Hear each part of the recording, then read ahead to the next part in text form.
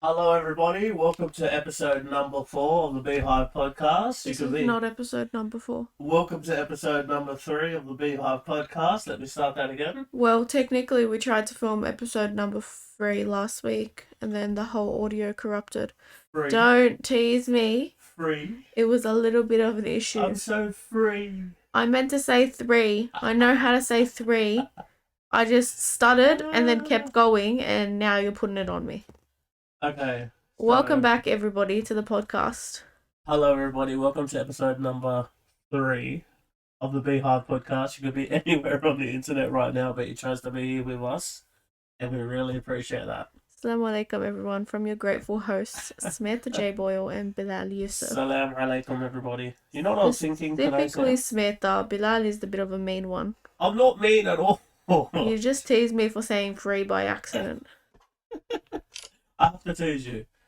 You know what I was thinking today? I hope this audio works this time. You guys, last time we filmed, last week, we filmed possibly the best podcast we've ever done. Yeah, it was really good. It was a 2020 year in review where we spoke about all of the major things that happened in 2020, and we got political at some points.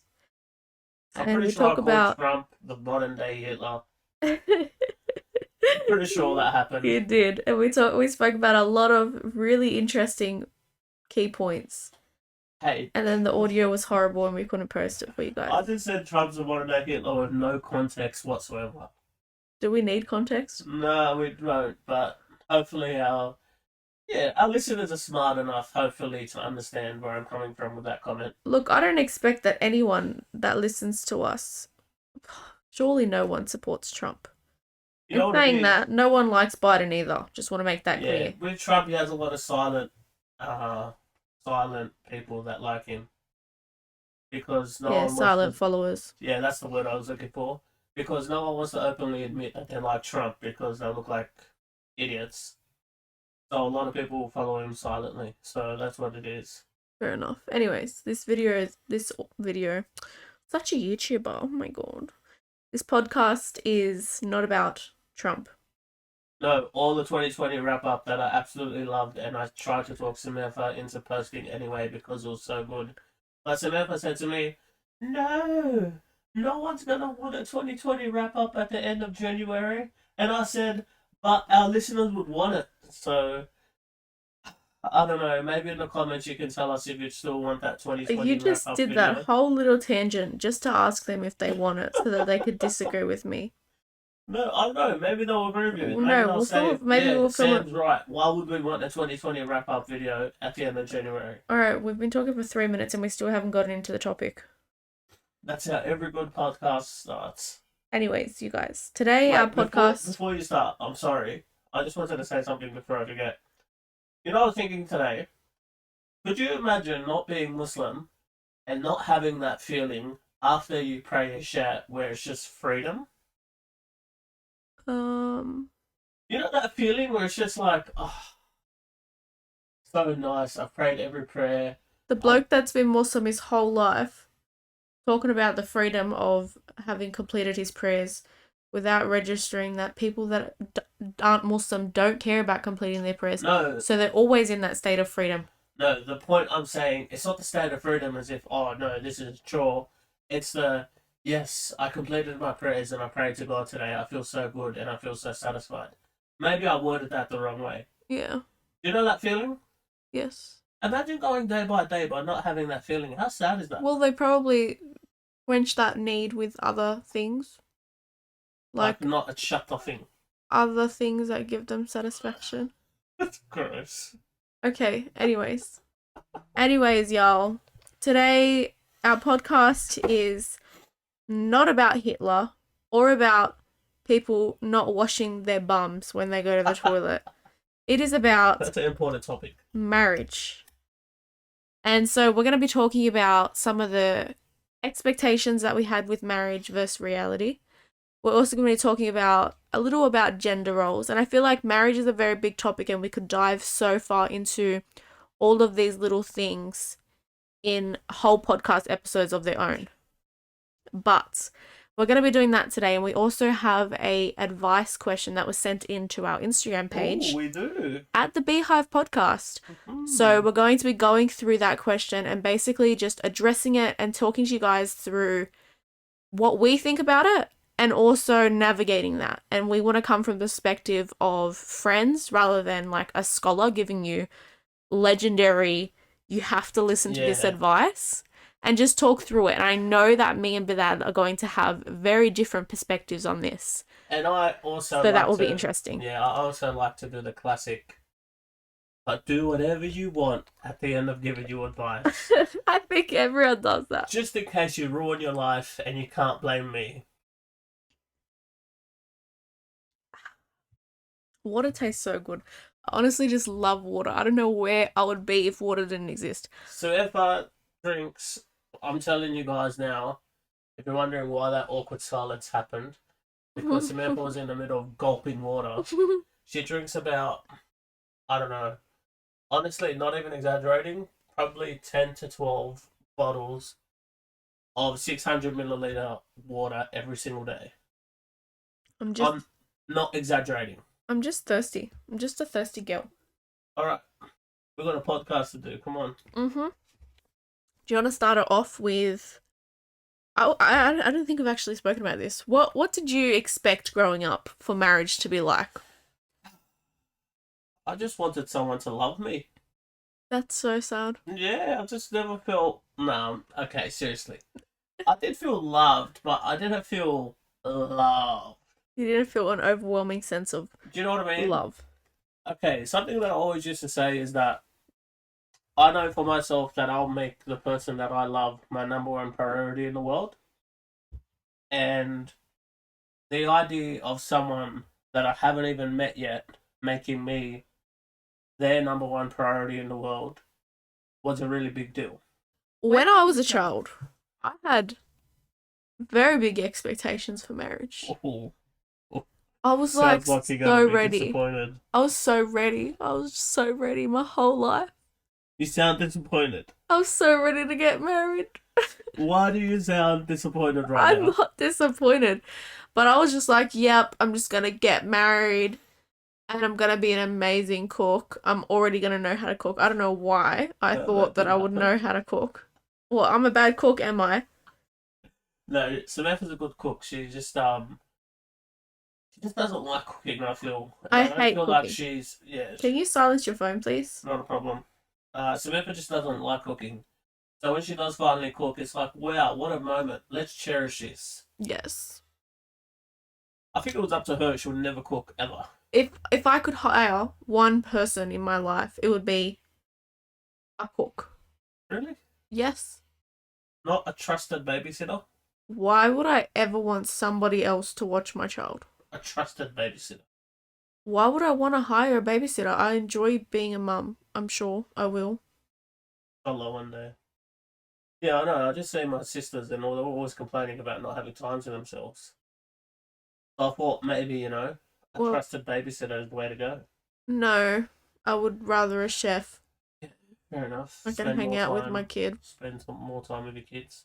Anyways, I had really high expectations of what marriage was going to be like, and especially motherhood came into that a lot. But the thing that I wasn't expecting in marriage was how much time you don't have. Because people act like you have so much time. Like when you're a child, I guess that you picture that your life is just going to be all of the things that you want to do instead of all of the things that you have to do. And so you don't consider how much time you spend at work, how much time you have to spend on all of your other obligations aside from just being with your spouse. And so when I was a child, I guess my vision of what marriage would be like was only those really cute parts, which we still do. But it's just not as often. Yeah, it's very true. Like, my best friend asked me, hey, bro, do you want to go for dinner on Wednesday night? And I was like, oh, I'm working that day. And he's like, oh, you're working at night? I go, oh, no, I'm not working at night, but I just want to spend time with Sam. And just, I can't explain. You think that you have so much time, but you really don't. And then the time that you do have free, you just want to spend with, well, let's hope you like your partner. I know a lot of couples out there. Yeah, I was about to say not everyone wants to spend that time with their partner. Yeah, I know a lot of couples out there that are like, oh, let me just go hang out with my mates or something. But not to say that I don't like hanging out with my mates, but when I do finally get that free time, I just want to spend it with her. And then you realize you're Neglecting every other Yeah. relationship in your life. literally, But it can be also very, very difficult because another thing that I didn't expect in marriage, and I was talking about this on my Patreon, was how difficult it would be to balance everything in your life because you've added a whole another person whose life you have to balance your life around. yeah, and they have to be the center of your life. And all of their stuff and their things that they need to do, basically, you have to consider them. And it's just like a lot. Like you have to go and spend time with your in-laws and you have to go and I don't know. And let's hope you have good in-laws, because if you don't have good in-laws, that's another issue that you have to deal with. Growing up, for me, it was just a given that I'd have a great relationship with my in-laws because I have a great relationship with everyone. And then I see friends and I see people that I know that just have terrible relationship with their in-laws, and that is something that can weigh over your marriage as well. So that's something else you need to think about. See, for me, as like my whole life, my biggest fear was like bad in-laws. Yeah. Like I was so terrified of that. And I was like really trying to vet your family before we got married to figure out who they were. Like who are these people? And my expectations were definitely a lot different. I don't know what happened. It was like I got married the day that I got married. The day that I got married, I was like, wow, these people are quite different. These people aren't who I thought they were. That is so funny. Oh, God. But yeah, that's something else that but I was really worried about that. Like No, I growing feel up, I was always just like, nah, I just really want nice in-laws because I know how important in-laws are and how much the in-laws dynamic can affect your relationship. Yeah. And that's something that I think most people don't consider when they get married. Also, it's really good when you get married because there's things that you may think of your family, but you say to yourself, wait, am I just crazy? Because no one else sees that. Yeah. And then when you get married, you have someone from the outside coming in and they're like, no, you're right. They are crazy. And then you just feel so much better about yourself because you're so like, I true. knew it. All So along, I true. thought I was the problem. Yes, it's so true. That's so But funny. then imagine you marry someone and you- they've normalized something crazy and you're from the Yes. outside looking in and you're like, this is not normal. And then that person refuses to accept that it's not normal. And you start thinking, am I the toxic one? Am I the crazy one? Yeah, that's so bad. Why can't anybody in this family see what's wrong here, including my spouse? Literally the Get Out movie right there. That's like those those mummies boys who have just normalized Oh my God. being looked after by their mum so far to the extent that Honestly, their mum becomes a third person in the relationship. I just want to bash those guys. Oh my God, I feel so sorry for women I that swear. marry into that.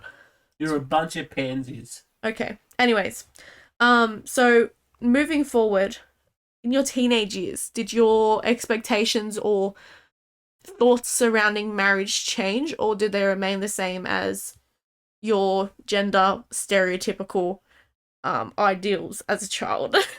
What do you call teenage years? What would you consider your teenage years? Obviously 13 to 19, but I was a lot different from 13 to 19. Okay, so you can just say your youth in general, and you can Okay. talk about whatever stage You you'd know, like. as a kid, I didn't even understand the concept of loyalty.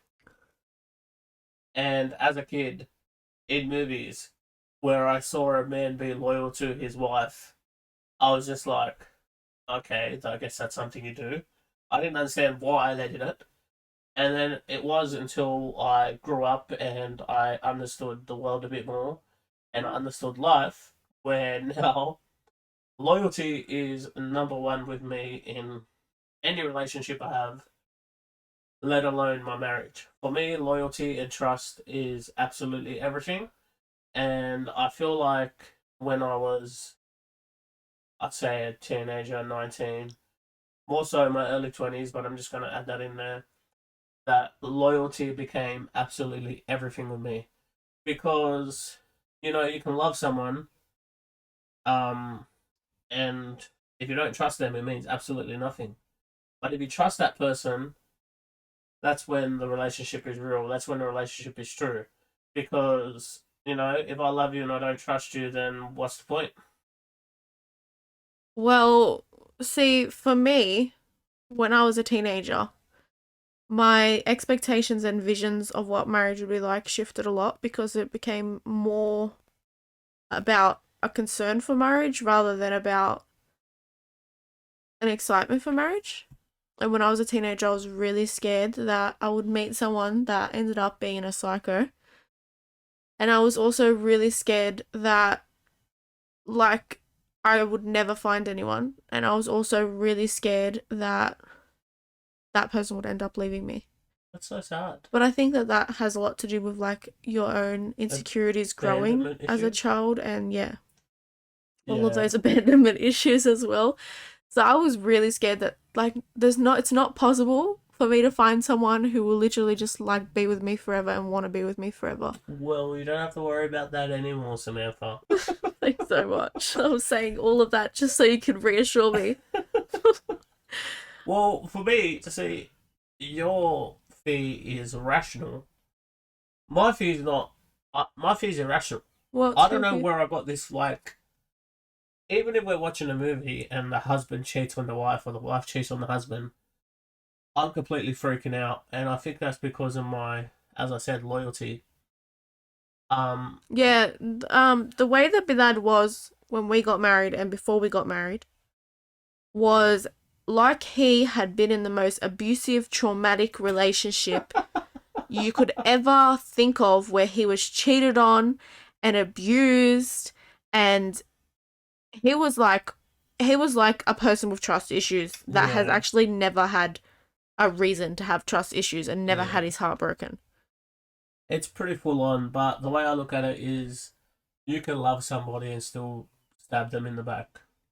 Yeah, it was really rough for me, let me just say, at the So start. at the start of our relationship, I was a bit of a psycho because I just thought I'm giving 110% here, and if it's not reciprocated, oh my god. Yeah, but he just put so much pressure. Yeah, You like, had no chill. for any guys that are listening, or females as well, like, it can fall into this category.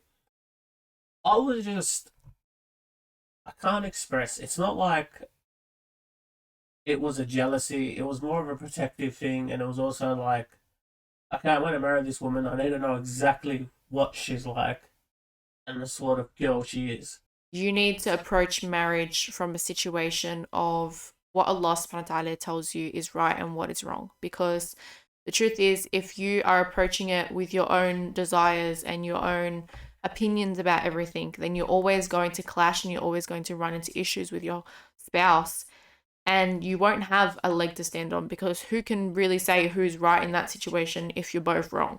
Yeah. And the truth is that unless you follow Allah subhanahu wa ta'ala's guidance and what He has set for you in right and wrong, then you're more likely to run into a lot of issues in your relationship, because so many things can be so easily avoided if you just listen to what Allah subhanahu wa ta'ala says a marriage is supposed to be like, and what Allah subhanahu wa ta'ala says we are supposed to act like as individuals and as couples.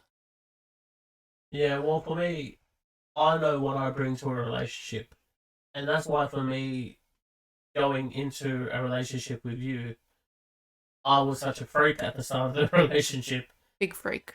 because I knew what I was bringing into the relationship, and I What were you bringing in?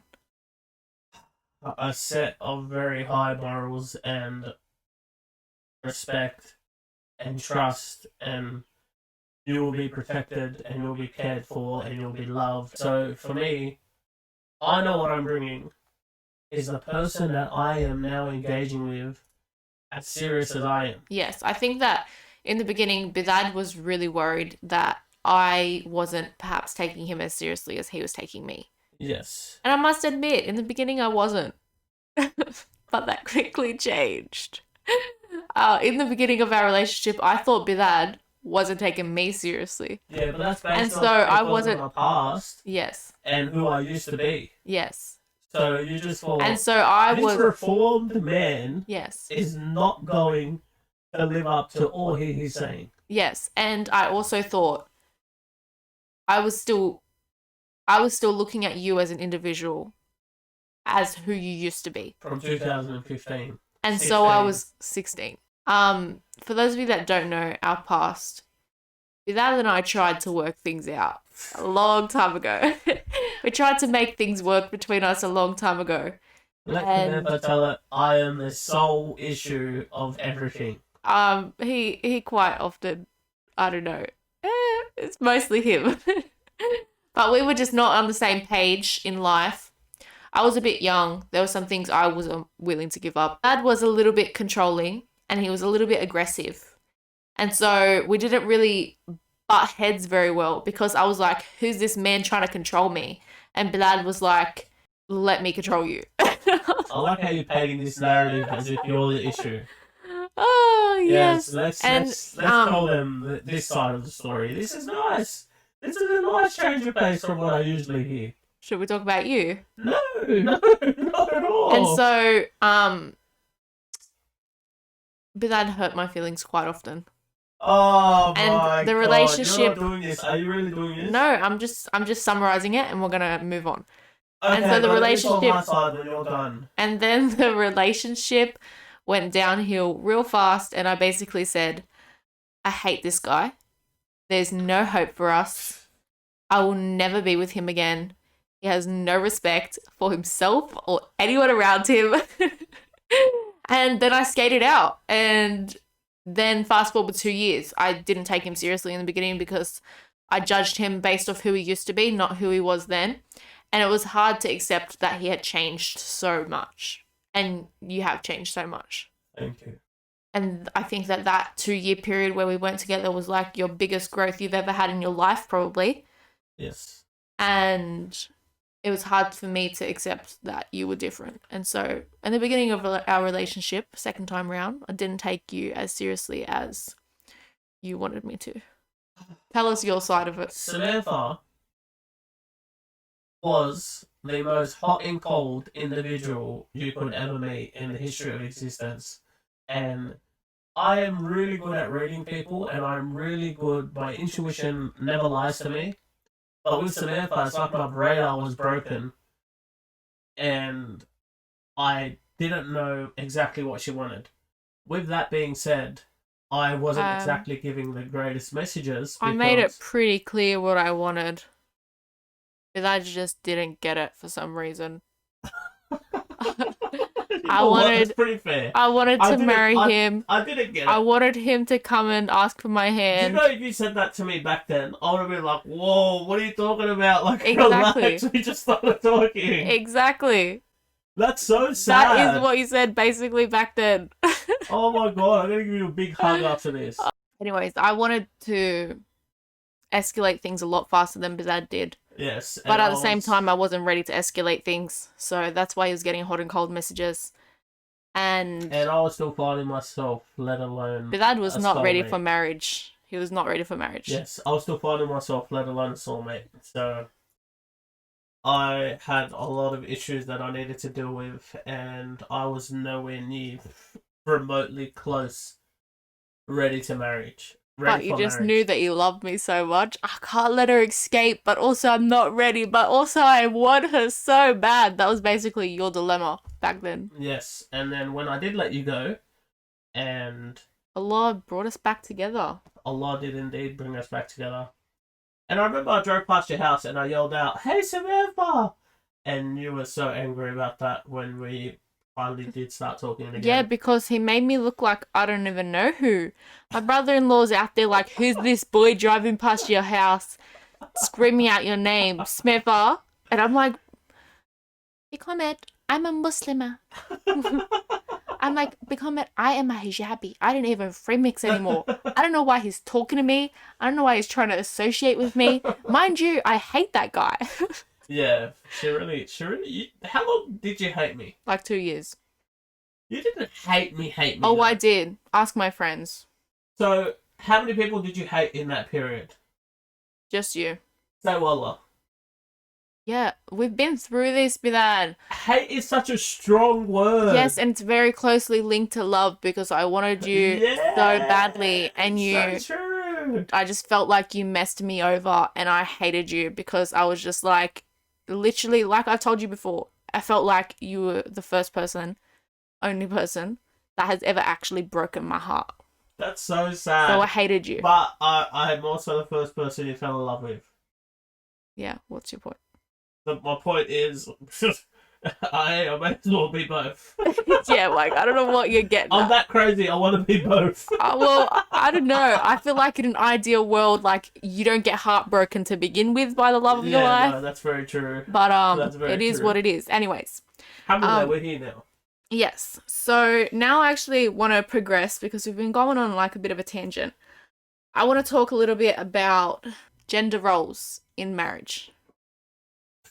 And this is one of those things that can be a whole topic on itself, by itself.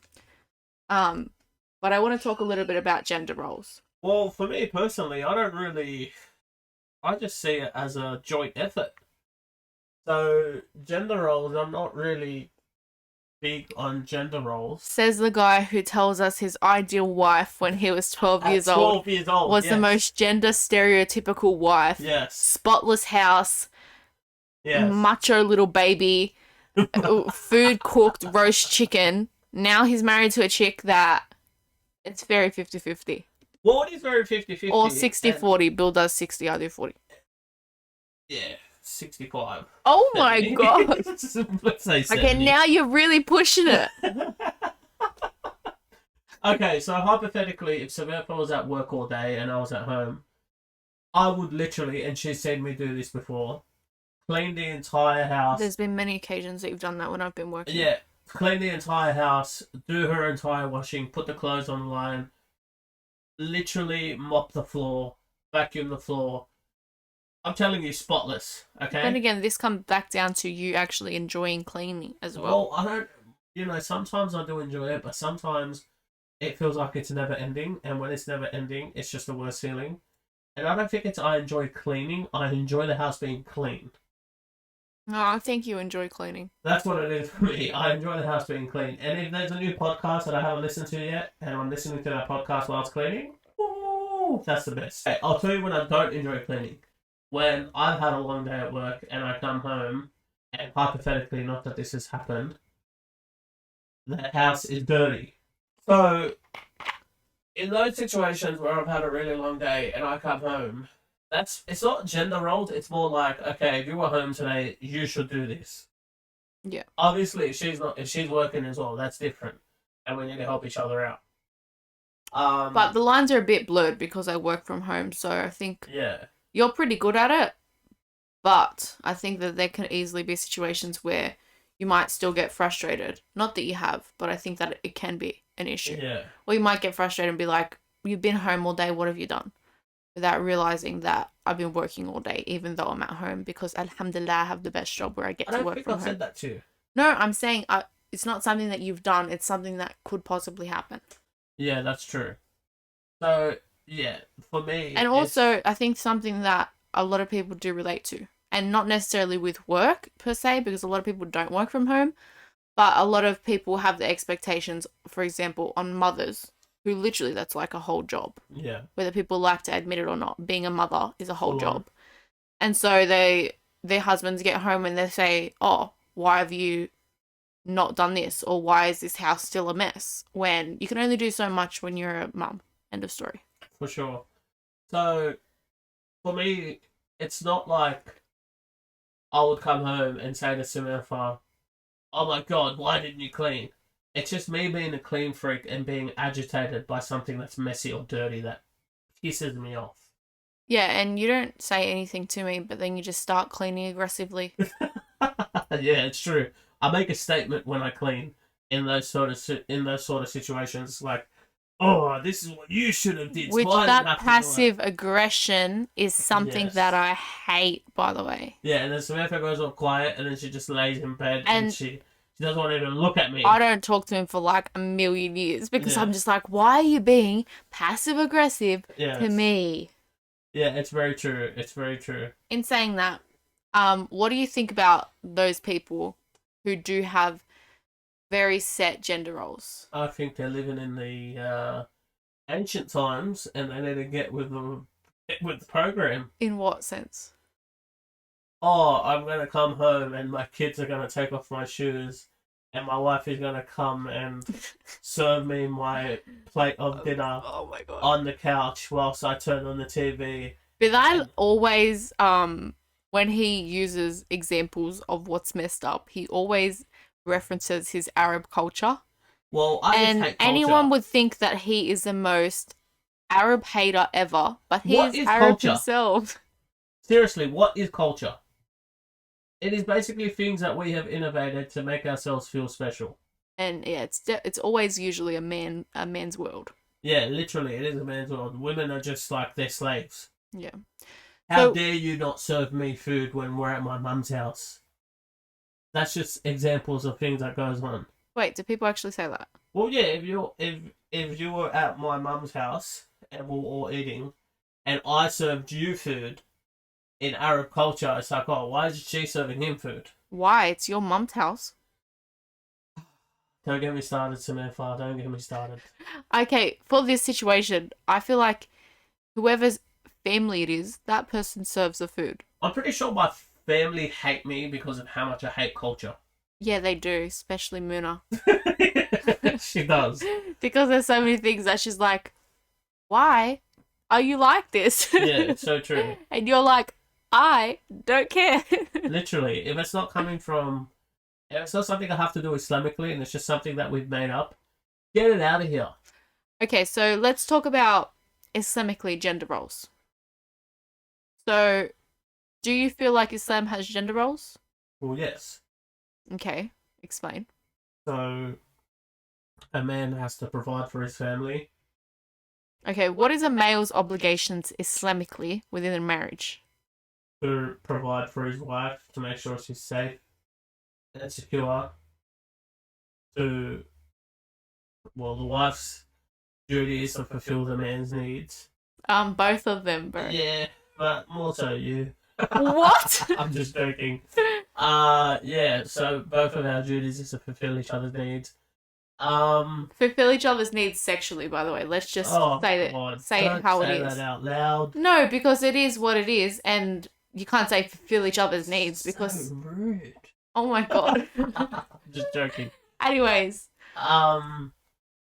Yeah, so there are roles in Islam, but those roles I feel like. Wait, we haven't. Why are you still going? We haven't finished talking about what are the man's obligations towards his wife. There's so many. Other than that, There's so many. he also has the obligation to teach her, to educate her. He has an Yeah, obligation but to you do don't that. like to learn. That's what I've noticed. What do you teach me? You don't teach me anything hardly. What are you talking about? What do you mean I don't like to learn? I think sometimes you just like to say random It's stuff. True. What don't I like to learn? When we fight, how many times do I say to you, Samantha, I told you this 100 million times. And what do you say to me? Yeah, I guess I'll never learn. No, literally I have never said to I you guess that. I'll never change my ways. That's just how I am. No, I literally don't say that either. Yes, you do. No, you say, you're exactly the same. Okay, so what's different? And I say, I don't care. Exactly, so what's different? The point is, I don't have an issue with learning. Teach me something. What? Go, tell me some knowledge. No, let's not do Tell me this some here. knowledge. Let's see if I know it or not. Let's not let's not Let's bring not this have into a the podcast. let's not have a knowledge based competition. Huh? Let's not have a knowledge competition. No, it's not knowledge as in like. Yes, you're supposed to teach me. So, I do teach you, alhamdulillah. What? I do teach you, and you teach me, like, my flaws, you teach me how to better my flaws. I teach you how to better your flaws, only sometimes it takes you, sometimes you fail the class and you have to come back.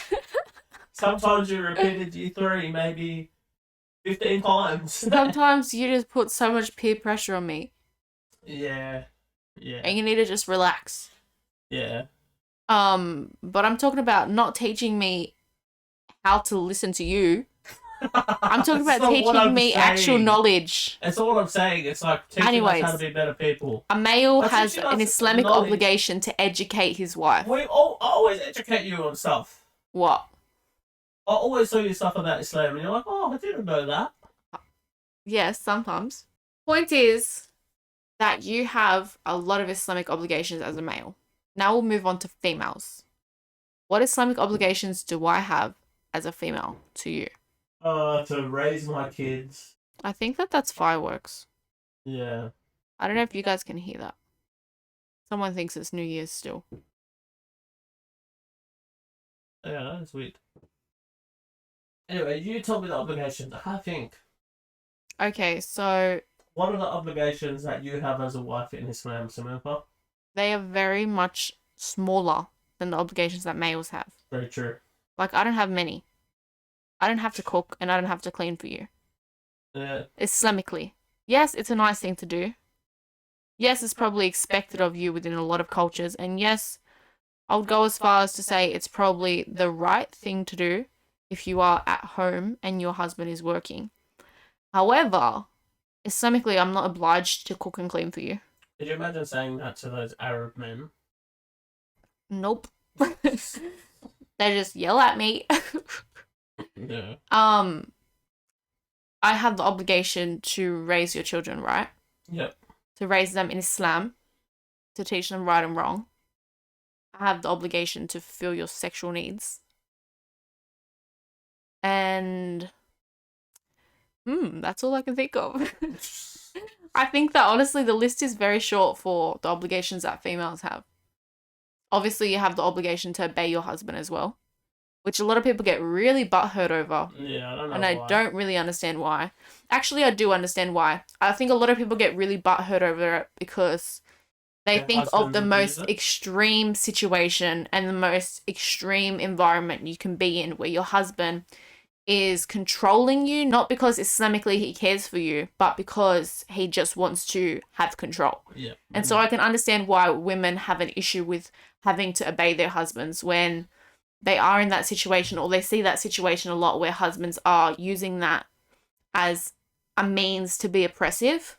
However, if your husband is fulfilling his Islamic obligations and he genuinely just wants the best for you, which he should as a spouse, then him saying, hey, do this, or hey, do that, or no, you can't go there, or no, you can't go here, is him actually just fulfilling his obligations in protecting you and making sure you're safe and in ensuring that your needs are met and that your best interests is taken care of. A lot of people say that as such a negative because they think their husbands abused it. When, if you have a crappy husband, then I'm sure he would abuse it. But in, obviously, our circumstance, I don't know how many things I ever say to you no. And it's usually because we're so aligned with things. Yeah, I don't know if you've ever told me no. But I don't ask for stupid things in saying Yeah, that. that's what I'm saying. We're so aligned with things. Yeah. Finally, I want to get your perspective before we wrap up the podcast about this question that we got sent in. So this question was sent in from one of you, and they were talking about how... Okay, so I'll basically give you a summary. So she said, I'm a 19-year-old that's married to a 31-year-old. He did a lot in the process of making space for my parents to accept him and agree to our marriage. And he's a really big sweetheart. We were in long distance relationship due to my studies, but now I am living with him. So she said that I've been living with him for 3 months and I love it. However, he has a past. He had a 7-year marriage. Wow. So we want to make marriage very clear. 7 years. That he decided to break and get divorced. Before getting married, we spoke for 2 years, and I always knew that he had a long relationship, like marriage previously, but he never brought it up. It was a fact that she knew, but he never went into depth about it. However, the time came where his mum, by mistake, But it wasn't really a mistake. Was it a mistake? I don't believe it was a mistake. Oh my god. Showed me pics of his past. Bro, that's You don't so accidentally petty. show someone pictures. Can we just stop there? You don't accidentally show someone pictures of them and a past relationship. That's you don't horrible. do that by accident. And told me that they used to be so close and all of that. That planted a few seeds in my head, which were really disturbing. I didn't really want to ask questions as I thought it's not going to bring up, I don't want to, like, it's no good to bring up the past. It's not healthy, blah, blah, blah. Then 3 months ago, his family and friends started comparing me to her and giving me weird information. For example, where they used to live, honeymoon destinations, how they used to spend their money, how they traveled the world together, all the things like that. And it became really disturbing and toxic. So what is she asking here? she said, basically, sometimes his past comes to my head and it's really disturbing. The thought of him having been intimate with somebody else, having traveled the world with her, kills me. He's a really good husband. He doesn't ask me to do anything for him.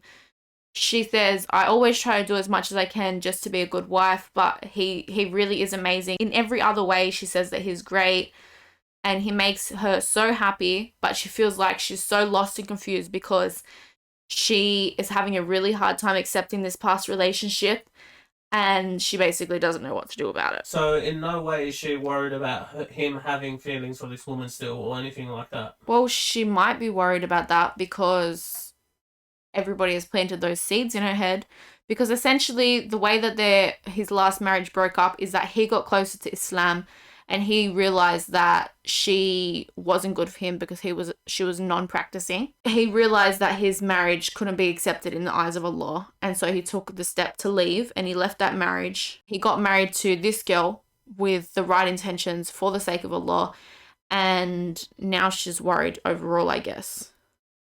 Yeah, you know what? I don't blame you at all. From one overthinker to the other, I'll tell you right now, I'm an overthinker. And she basically doesn't know whether she should ask him about it, what she should do, and that sort of thing. Look, I'll be honest. It's a very uncomfortable and it's a very awkward conversation. But from one overthinker to the other, I think you need to have that conversation, because if you don't have that conversation, you're just going to keep painting narratives in your head that probably aren't even true.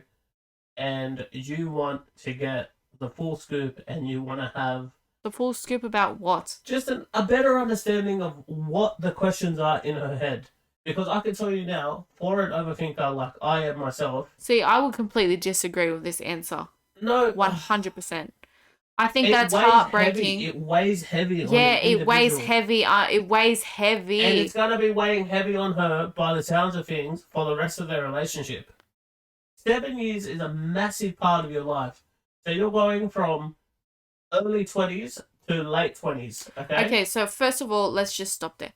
So first of all, we want to say that we both understand how much of a struggle it is and how difficult. We can both imagine how difficult it must be to be in that situation. And we want to say that it's normal that you're feeling the way that you're feeling, because a lot of people will try to make you feel crazy. No, and a lot of people and whoever tries to make you feel crazy are crazy, because a lot of people will tell you, no, just get over it, or no, it was a halal marriage, or whatever else. But we're here to reassure you that it's normal. And even the wives of the Prophet ﷺ would get jealous of Khadijah because she was so loved by the Prophet ﷺ. Even after her death, they were still jealous of her. So it's normal for you to feel how you're feeling. That's where we want to start that off. Now we're moving into, should you talk to him about it? Should you bring it up? What should that conversation be? Okay. First and foremost, what I think is that you should bring up with him that your mother-in-law and whoever else around him that is contributing to telling you this information about this partner, you should bring up to him that makes you uncomfortable, and you should be asking him to ask them never to bring it up again. Because it is so wrong for them to bring it up, and they're literally causing unnecessary fitna. If you as a person bring up your family member's past relationship in front of their now spouse, you are intentionally trying to cause fitna to start off with. Now we'll talk about the disagreements that me and Bidad have right now about what you should do in terms of your conversation. Let me finish my point. Yeah, now you can finish your point. Okay, sister, I completely understand and have sympathy towards your situation because I know what a toll it is on you, and I know how difficult it would be to deal with that. With that being said, you can either put this all aside and just bury it deep inside you and pretend it doesn't exist, or you can address your issues. For me, I am the type of person that believes you should always address your issues, and you should just talk to him and have a better insight on what he feels about it. So if you are worried about, oh, maybe this guy does have a bit of feelings or whatever the situation is, you should talk to him so he can reassure you and say, hey, look, that chapter's dead and gone. That chapter's over. I'm so happy where I am now. I absolutely adore you. See, for me, I know what it's like to be an overthinker as well. However, I know that the more information that you get can feed you even more and make you more crazy. So I know how difficult it might be for you to think about the fact that he's been intimate with other people and then not know the details of that and not know, hey, what was your connection like with this person? And hey, like, why do you no longer have that connection? Do you still feel connected to that person? But at the same time, I also think that knowing those little details can be even more difficult for you to accept. And I don't necessarily think that a lot of those details are necessary for her to know. Yes, she should know a basic summary, how he feels about it now, but no, I don't necessarily think that she should be asking him the ins and out details of their relationship. I don't think that's healthy for her to know the ins and outs of their relationship. That is going to never stop her from overthinking. No, she's never going to be able to not overthink. Because if that's what gives her peace of mind, that's what gives her peace of mind. But I don't think it's going to give her peace of mind is the point. And she doesn't know if it is. You don't know. Like, maybe her... Okay, well, I know... From my perspective, that doesn't give me peace of mind. Maybe her partner turns around and says you have absolutely nothing to worry about. Yes, I'm saying that's a basic summary. And that's perfect. Maybe that's what she needs. That's a basic summary. I'm talking about going in depth and knowing the details of their relationship. Yeah, she doesn't need to know what they did when they were in Thailand. But what I'm saying is, she should at least address the situation as opposed to dealing with these demons by herself. Like, she shouldn't dive deep into what connection they had with each other. I think that is toxic to even know about. Well, they were married because for you're 7 always years, so going to. They had a connection together. But you're always going to compare yourself to them if they give you details. So, okay, for example, if they say, one thing I can tell you, sister, is that he's with you and not her, so you don't need to compare yourself to her because, in the end, you're the one he's with, and that's true. He's with you for a reason. Yeah. So if he wasn't as into this relationship as the voices in your head may tell you, because voices in your head and the shaitan whisper some things, because, you know, the shaitan doesn't love what Allah loves, and Allah loves marriage, and Allah hates divorce. And if the shaitan is whispering these things to you, then you need to understand that he is with you, and he is committed to you, and he is being this great husband towards you. And not just that, but they divorced for a reason. Exactly. So whether everybody likes to plant these seeds in your head or not, which they shouldn't be doing, and which you should definitely address with your husband. Yes. He left her for a reason, because she wasn't a fit for him and he didn't want her. And honestly, that should be enough. It's hard to get over, it's hard to accept, and it's hard to think about the fact that your partner has had these memories with somebody else. But right now, they're with you. And they're not with that person for a reason. And you've got to understand, 7 years with someone, for you to cut that off and to divorce means you no longer want anything to do with this person. Yeah. That is such a big commitment to make. To say, after 7 years of marriage, I no longer want this. Yeah. So, as an individual, you have to regress so much to even... want to go back to something like that. Like, you'd have to be stupid. So, I think you should have peace of mind in knowing that he is with you. the outside voices that you're hearing from family and friends and from your mother-in-law, by the way, super petty that she showed you that photo. 110% agree with Samantha. You need to address these things with your husband because you need to say, hey, these are the ground rules. I'm not comfortable with these things, and And this you not be should happening. feel comfortable addressing those things, even if Yes. it is an uncomfortable situation. You have that right to not have every little thing be brought up and be something that is constantly running through your mind and making you more crazy. Because even just one of these things are hard to accept. Even the fact, okay, this person has been in a relationship for 7 years is hard to accept. Then you add the fact, okay, that person has been intimate with that person for that many years is hard to accept. That person went and traveled the world with that person is hard to accept. So when you stack all of these things on top, it becomes almost unbearable to accept. And you've still decided to accept it because you walked into the relationship knowing that that was the reality.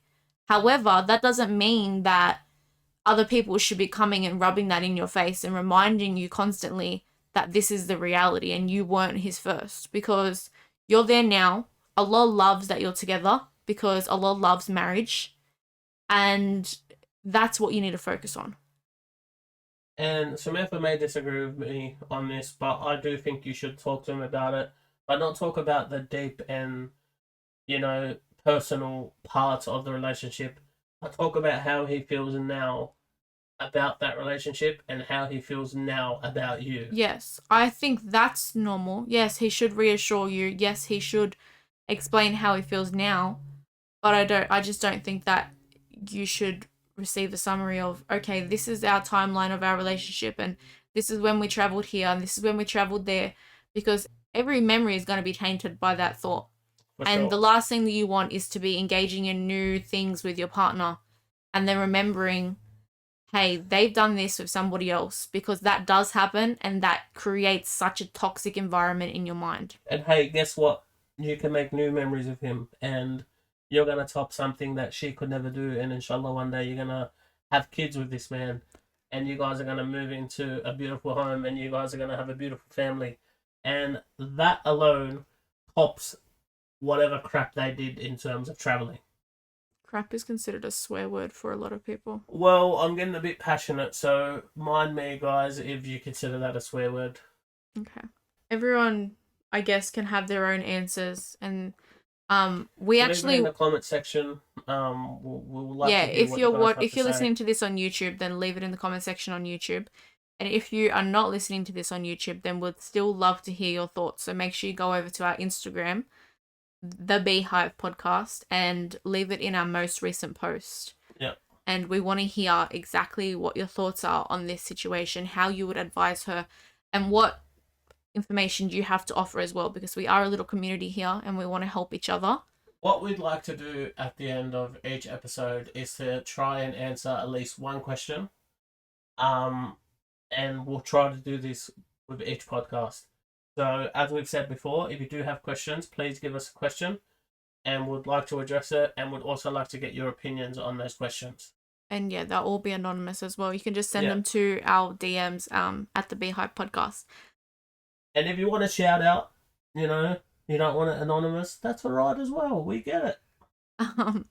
In saying that, if you guys are not already signed up to our Patreon, make sure you do sign up. Our Patreon page will give you an exclusive podcast episode every single month.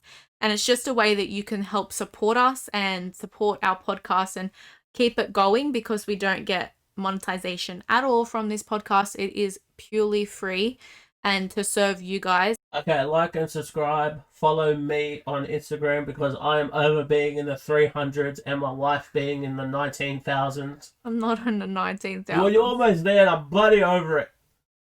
So follow me on Instagram at Brother Bilal. Shameless plug. I do not care.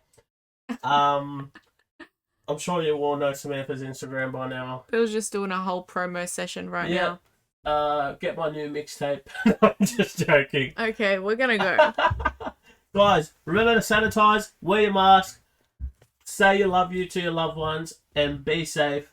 Inshallah. In saying Alaikum. that, why are you still talking? In saying that, thank you guys so much. As Bilal said at the beginning of this podcast, you can be anywhere on the internet right now. but you chose to be here with us. So thank you for spending the last hour with us. We really appreciate it. And with that being said, we're going to end this podcast you here. guys are awesome. Your feedback is awesome. And Bilal does not stop talking. Takbir! So, Allahu Akbar. Takbir!